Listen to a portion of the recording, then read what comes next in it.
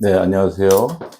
이번 차프트는, 저번 시간에 얘기한 자기주도 학습에 말씀을 드렸는데, 부모의 공부 강요가 자녀에게 미치는 그 학습 영향, 학습에 미치는 영향에 대해서 알아보겠습니다. 학교 현장에서 학생들을 상담하고 보면, 그 자기도 학습을 하고 있는 학생들의 수가 상당히 적죠. 예, 전 시간에도 말씀드렸지만, 부모들이 많은 부분을 관리하고 있습니다. 관리하고 있고, 학원, 과외, 뭐 인터넷 강의, 부모가 이게 딱딱딱 정해주죠. 예, 정해줘서 학생들의 불만은 더 커지고요. 그런 게 이제 부모와의 갈등이 이루어집니다. 저희 학교 학생들도 이렇게 물어보면 다니기 싫은 학원, 이걸 부모님이 강요해 서 지금 다니고 있다. 이런 얘기를 많이 듣고요. 거기에 대한 불만이 상당히 많습니다. 예. 일단 아이들이 이제 체력적으로도 힘들고, 예, 정신적으로도 과제가 많아지니까 힘들고, 예. 그래서 공부 강요에 대해서 말씀을 드리면 부모와 자녀의 세대는 너무너무 다르죠. 예, 지금 세대는. 지금 자녀들은 엄청난 정보입니다. 정보가 엄청나게 되고, 어떻게 보면 그 초 단위로, 뭐 시시각각 변하죠. 4차 산업의 주인이 돼야 되고, 부모가 이해할 수 없는 사회, 이런 변화에 좀 적응을 하고 있습니다. 예. 부모님 세대는 어떤 정보를 얻으면 됩니다. 요즘 챗 GPT도 나오고, 여러 가지 이제 AI에 대한, 제품도 나오고 많죠. 예. 우리 부모님 세대는 그냥 그걸 이용하고 살면 됩니다. 그러나 이 학생들은 그런 일을 해야 됩니다. 예. 그런 일을 하고 살아야 됩니다. 이제 직업도 아시다시피 4차 산업이 되면 40%가 없어진다고 그러죠. 본인들은 실감을 못 하시죠. 예, 없어진다는 게. 근데 지금 차차 이제 이번 코로나로 인해서 더 나타났죠. 차차차차 많이 없어졌죠. 주위에서. 제가 예전에 그 중학교 진로진학 상담 협의회 대표로 그때 KB 국민은행 여의도에 있는 KB 그 국민은행과 이제 제가 어떤 그 협의회 회의를 할 기회가 있었습니다. 그 꽤 지난 일이죠. 이제 제가 중학교 대표로 나갔는데 그 KB 멘토에서 이제 학생들을 위한 진로 사업을 한다고 해서 갔습니다. 그때 제 기억으로 그 국민은행 그 부원장님께서 말씀하시더라고요, 그 당시에. 저희들은 이제 앞으로 길거리에 있는 국민은행 그 은행들을 나중엔 다 없애겠다. 예, 이제 변화가 이루어지는 거죠. 그래서 엄청난 변화가 있을 겁니다. 지금 이제 일어나고 있고요. 또한 부모 세대와 자녀 세대의 다른 게 뭐죠? 우리 자녀 세대는 부모님이 TV 세대라면 이 학생들은 유튜브 세대입니다. 유튜브. 유튜브 시대이기 때문에 모든 정보를 학생들은 영상으로 취득합니다. 영상으로. 예, 그렇기 때문에 지금 부모님의 어릴 때 세대보다 지금 자녀들은 엄청난 방대한 정보를 갖고 있어요. 똑똑하다고 볼 수 있죠. 어떻게 보면. 그래서 아이들은 여러 가지 스트레스가 많습니다. 어머님들이 모르시는 학교에서 친구 관계, 그 선생님, 또 학업 관계, 엄청난 스트레스를 항상 받고 있습니다. 예.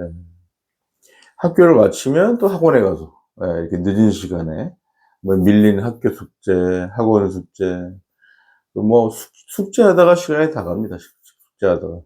그리고 또 다 못한 학원 숙제 같은 경우는 또, 수업 시간에 몰래 이렇게 푸는 학생들 저는 많이 봅니다. 과목마다. 이런 학업 스트레스는 정말 심한 경우는 어떻게 되냐면, 저는 학교 현장에서 많이 봤어요. 탈모도 생기는 학생도 있어요. 원형 탈모 생기는 학생도 있었고, 정신적으로 상당히 불안한 학생도 있었고, 소위 말해서 요즘 자살에 대한 그런 게 너무 많죠. 예, 현장에서. 우리나라가 참 안타깝지만 청소년 세계 자살률 1위라 그러죠. 예. 요즘 그런 게 많이 나옵니다. 그래서 학생들이 그 정서적으로 상당히 그 감정적으로 불안합니다. 애들 자체가. 예. 저도 이제 학교에 있으면서 책임감을 느끼지만 참 아이들이 참 힘들구나 하고 그렇게 생각을 하고 있고요. 그래서 나의 자녀에 맞는 공부 방법이 분명히 있습니다. 예, 있습니다. 그것을 저는 항상 얘기하지만 학원 선택이라는 모든 걸 아이와 같이 의논하였으면 좋겠습니다. 공부 방법을. 자녀는 본인의 공부 수준, 그리고 자신이 제일 잘 알고 있습니다. 예. 어쩌면 부모님들이 막 좀 선행시키는 거는 부모님들의 욕심이죠. 부모님들 욕심. 예, 우리 아이가 좀 뒤지지 않을까. 옆집 아이가 선행하는데 우리 아이도 해야 되지 않나. 이런 거는 어머니 빨리빨리 이제 잊으시기 바랍니다. 그래서 아이에게 어떤 기대나 보상 같은 거 생각하지 마시고, 부모님과 자녀는 이렇게 분리해서 생각해 주시면 좋겠어요. 그래서 자녀를 인정하고 학습량, 또 수준, 이런 자녀와 상의해서 학원도 선택해야 됩니다. 예. 제가 이제 한번 얘기했죠. 우리 관내 그 수학 선생님 이야기. 예. 선행으로, 이렇게, 수학 선행을 중학교 때 시켰더니 고등학교 와서 성적이 나왔는데 50점이 나왔어요. 수학, 저희 관내에. 이게 완전히 고등학교 그 수학 선생님은 저거 잘 알지만 저한테 항상 강조하죠. 야, 중학교에도 제발 좀 선행 좀 신경 써라. 선행 선택을 신경 쓰라고 저한테 얘기를 좀 많이 합니다. 예.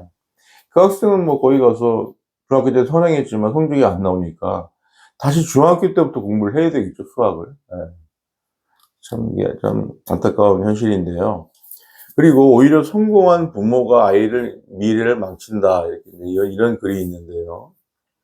아이들은 이제 예를 들어서 부모님이 서울대 나왔어요. 엄마도 서울대 나오시고, 막 예를 들어서 스카이 나오시고. 아이들은요, 그 자체가 부담이에요. 예. 우리 엄마 아빠가 서울대 나온 자체가 부담입니다. 예. 그래서 청소년기에 꼭 필요한 것은 무조건 공부를 이렇게 강요보다는 부모와 함께 학습 계획을 이렇게 자율적으로 같이 짜야 됩니다. 예, 짜야 되고요. 그리고 요즘 뭐 의대에 대한 진학 욕구가 상당히 높은데요. 의대 막 반수하고, 뭐, 이렇게 재수도 하고, 반수도 하고, 진짜 막 엄청나죠? 예. 또 반수도 합니다. 의대 가려고. 예. 근데 그게 자녀가 진짜 의사가 돼야 돼. 의사에 맞는지를 부모님이 정확히 생각하셔야 되는데, 무작정 밀어붙입니다, 무작정. 예. 그런 곳에서 학생들과 이제 갈등도 나고요. 아이들이 정체성도 없어져요, 정체성도. 내가 누구지? 하는 그런 생각이 드는 학생도 많고. 그래서 제가 항상 강조하는 거는 학교 생활이나 뭐든지 잘하기 위해서는 친구가 없다면 이 학생이 신중히 자녀를 관찰해야 돼요. 예. 이거는 학습 저하로 이루어집니다. 학교 생활에서 친구도 없고, 예를 들어서, 그건 뭐죠? 사회성이 떨어지는 거죠. 예. 자, 어떤 엄마는 이런 얘기도 합니다. 아, 학교에서 못 올리면 어때? 너 공부만 잘하면 돼. 이런 생각은 그야말로 좀 위험한 생각이죠. 예. 그러니까 부모님들이 그런 정서적인 문제나 사회적인 문제에 너무 과소평가한다는 겁니다. 과소평가. 예, 그렇기 때문에 저는 개인적으로 부모님이 좀 변화하셔야 된다는 말씀을 드리고요. 요즘에 어머니 보세요. 사회 지도층의 자녀들이 지금 막 여러 문제를 일으키죠. 마약부터 해서 막 그냥 어떤 뭐 여러 가지 나쁜 문제를 일으키는데, 그것이 뭐죠? 이 사회, 어떤 금전적으로 부유한 계층인데 이런 일이 막 벌어지는 게 뭐죠? 예. 그 학생의 성장 과정에서 정서나 이런 것들이 그때그때 형성이 안 돼서 그런 결과가 벌어집니다. 예. 그래서 학생들은 부모님이 스카이다. 그럼 그 자체가 부담이다. 우리 자녀가 부담을 느끼는구나. 이렇게 생각을 하시면 됩니다. 그래서 저는 항상 강조하는데, 학생하고 같이 학습 계획을 짜보라는 겁니다. 그리고요, 아이 성향, 아이 성향에 대해서 얼마든지 커리어넷이나 이런 걸 통해서 검사할 수도 있고요. 더 진지하게 검사하신다면 이제 병원에 가서 아이의 적성, 흥미 여러 가지를 검사할 수가 있어요. 근데 커리어넷, 저희 이제 1학년에서는 커리어넷 지금 수업 들어가고 있는데 거기서 다 이제 결과가 나오지만 아이의 성향을 정확히 파악하셔야 돼요. 예. 어머님 기준으로 나 우리 애를 이렇게 키우겠다 이렇게 생각하시면 안 돼요. 예. 데이터가 있어야 돼요. 아이 성향에 대한 거. 때문에 그런 것은 꼭 생각해 보시고, 참, 그 자녀가 정말 소중하잖아요. 예, 자기 자녀에 대한 엄청 소중하고, 요즘은 또, 자녀를 많이 두지 않기 때문에 상당히 소중하고 귀엽습니다. 근데, 그런, 어릴 때부터 그런 정서적인 그런 거나 사회성이나 이런 게 안 돼 있으면, 이 학생이 커서도 성장 과정에서도 상당히 문제가 일으킬 수 있고요. 제가 예전에도 저번 차트에서 말씀드렸죠. 공부 잘하는 아이요. 첫 번째 뭔지 아세요? 성격 좋아요, 걔는. 사회성도 좋습니다. 예. 친구한테 배려도 잘합니다. 예. 그러니까 이 학생은 학교 생활이나 모든 게 즐거운 거죠. 예, 즐겁죠. 예.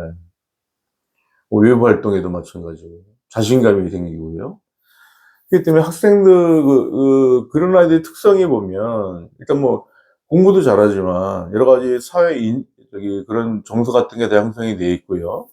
저는 이제 상담 과정에서 많이 볼 수 있잖아요. 어머니도 보고 그 학생도 보고 보면 그야말로 정말 똑같습니다. 예. 그 학생 그 학생을 보고 그 어머니를 보면 '아 이래서 얘가 이랬구나.' 하는 게 딱 나옵니다. 그렇기 때문에 저는 항상 강조하는 게 이제 제가 이제 5월 초인가 초 정도면 이제 그 부모 자녀의 교육에 대한 책이 나오는데요. 가장 중요한 거는 제가 항상 강조하는 거는 가정 환경이다. 예, 가정 환경. 예. 가정 환경이 어떻게 저는 가정 환경의 중요성을 이렇게 몇 프로로 따진다면 저는 그냥 100%라고 얘기하고 싶어요. 100%라고. 예예. 자, 그 어머니 역할이 중요하거든요. 어머님이, 아버님이 언행이 중요하거든요. 학생에게 강조하는 언행. 정말 중요하거든요. 예. 그리고 그 환경. 예. 뭐 부유한 가정의 환경이라는 게 아닙니다. 예. 딱 그 집에 갔을 때 포근함. 아이들이 학교를 마치고 왔을 때 부모가 많이, 이 말씀 드려야 되겠네요. 학생들이 가장 좋아하는 게 뭔지 아세요? 학원이나 학교를 마치고 있을 때, 예를 들어서 부모님이 이렇게 맞이하는 거. 예. 문을 열었을 때, 아파트 문을 열었을 때 엄마와 누군가 있는 거. 근데 맞벌이라 그럴 수 없잖아요. 그래서 제가 항상 강조하는 게 뭐냐면, 부모님들 이렇게 카톡 많이 하시잖아요, 카톡. 예. 학생한테 하세요, 학생한테. 예. 학원 도착할 쯤 되면 또 뭐 하트를 보내신다든가, 아유, 고생 좀 해야 되겠네, 우리 아들. 이렇게 한다든가. 끝나면 또, 끝났구나. 고생했네. 자기 이제 맞벌이가 외부에 있을 때, 이런 경우라면. 가장 좋은 거는요, 학생이 귀가할 때 부모님이 집에 있어야 돼요. 예. 어떤 중요한 약속 아니라면, 자기 자녀가 집에 올 때 집에 있는 게 최고 좋습니다. 근데 좀 바쁘시잖아요. 맞벌이도 있고. 그럴 때 제가 강조하는 게 그거예요. 어머니, 하트를 막 보내시면 좋죠. 예. 자녀한테 보내세요. 자녀한테 그렇게 하트를 많이 보내주지 않더라고요. 이제 강의하다 보면. 근데 농담하죠. 뭐 부모님이 자녀한테 하트를 많이 보내면 얘가 놀래하고 뭐 부모님 차단한다든가 뭐 그런 일은 없겠지만, 그래서 저는 이게 메신저 활동을 많이 하시라는 거죠, 자녀한테. 예. "아우, 도착했구나, 우리 아들. 내가 근데 회사 일 때문에 바깥에 있네. 뭐 미안, 뭐 이따 보자든가." 어떤 애들이 좀 이렇게 힘들 때, 아이들이 가장 좋을 때가 뭔지 아세요? 집에 와서 게임할 때. 집에 들어와서 이제 모든 과정을 끝나고 게임할 때. 그리고 부모님 딱 갔을 때 부모님이 맞이할 때. 예. 그래서 맞이한다는 게 정말 중요해요. 맞이한다는 게. 그렇다면 아이들한테 상당한 정서적인 위안이 되죠. 다음 장에서 만나겠습니다. 감사합니다.